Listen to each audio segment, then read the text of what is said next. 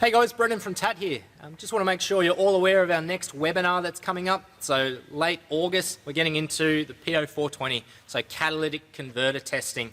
So firstly, just quickly with the dates. So we can go Tuesday the 29th of August, that's 5 p.m. Australian Eastern Standard Time, or if it happens to suit you better, Wednesday the 30th of August, and that's 7 p.m. Australian Eastern Standard Time.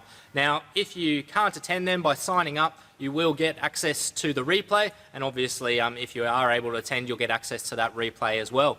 So this session, 2 hours in length, and it's born from decades of myself being in a workshop, just like you, getting that P0420 code and not having the confidence when you're speaking with the customer to be deadly accurate about the testing that you've done and to make sure you're making the right call.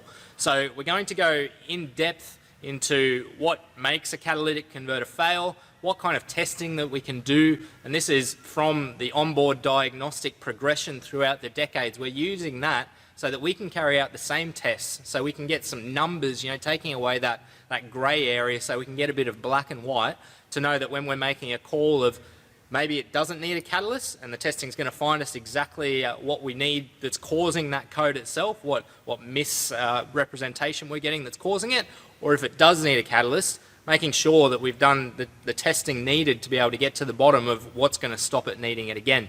So the 2 nights there, whichever suits you, or we've got the replay that's available as well.